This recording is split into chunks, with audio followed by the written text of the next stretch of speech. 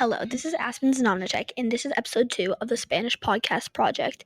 Today, we're going to be talking about Spanish dancing. The first thing that comes to your mind if you think about traditional Spanish dancing is flamenco. You see beautiful tall woman in a red dress with black dots whipping her skirt from side to side. But there are many variations widespread across the country, from gypsy communities of the south to Celtic heritage of Galicia in the north. The rich and diverse culture of Spain is perfectly captured in our top 5 traditional Spanish dancing with Spain group tours. If you always want to go to Barcelona to learn one of these dances but can't right now, don't worry. There are a lot of dance schools giving online lessons for these Spanish dances. This way you are ready to go this way you are ready to when you are finally get to go to Barcelona in person, you are ready. In addition, if you find yourself needing some assistance with academic assignments while dedicating time to your dance lessons, consider seeking a term paper writing help. This support can ensure you balance both your education commitments and your passion for dancing effectively.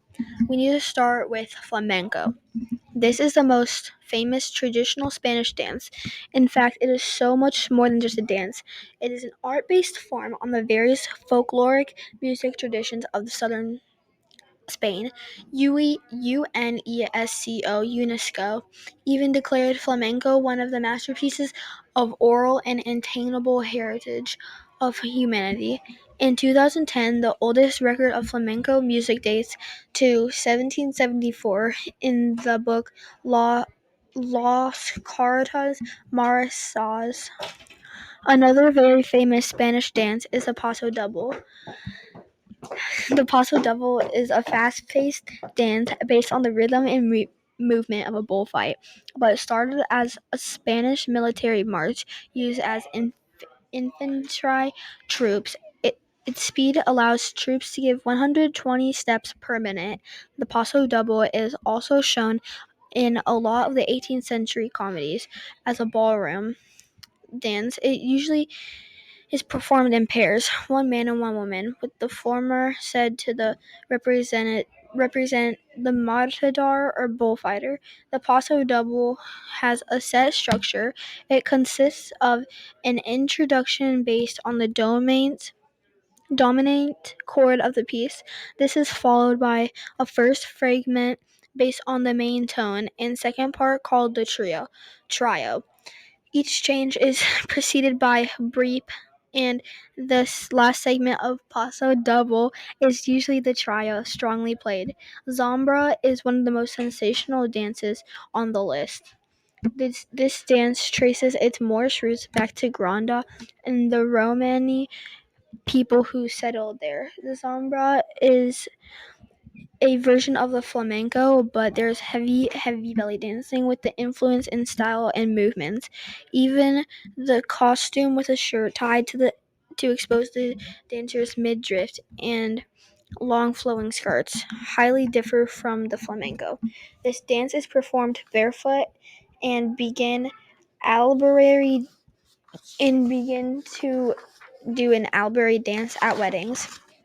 Now it's performed in various neighborhoods around Granada for the tourists. Fun fact, it was actually banned in Spain for a while because it was too sensational.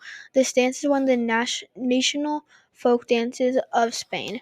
Its origin lays in the Aragón region, but there is a distinct difference in the dance depending where it's being performed. These differences can range from what musical instrument are accompanying the dancers to the costumes to when it was traditionally performed. The dance is highly energetic and consists of a lot of quick steps, jumping, and skipping. Some say it is a courtship dance. Jota is practiced a lot in the Oregon, Valencia, Patagonia, and Galicia. The best known is Aragos Jota, which dates back to the 18th century and was known as Argonautes Jota, which which was particularly fashionable in the 19th century, a dance found in the northern western region of Galicia. The Muinera is an example of the Celtic influences on the local culture in this part of the world. One of the most obvious parallels with Celtic music is a type of bagpipe known as a galatea. To perform the accompanying music, there are some regional variations of Muinera. For example, the Muinera de Shanata is very similar to the jig. Its Celtic cousin, the dance is very energetic, playful, expressive, and lively. The playful character is combined with the social component expressing Galatry. There's two very famous Muinera performers, Carlos Nuez and Susana Siavan. There are a lot of dance schools in Barcelona that can teach you the beautiful art of dancing. The funny thing is that most dance schools teach you salsa and bachata. These dances aren't originally from Spain but are practiced a lot in Spain during these difficult times.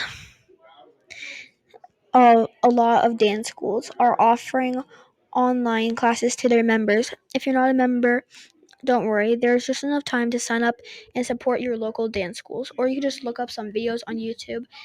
This way you are ready for when you visit Barcelona. When you visit Barcelona, you can do the different variations of dances that you can learn online. That is episode 2 of the Spanish Culture Project.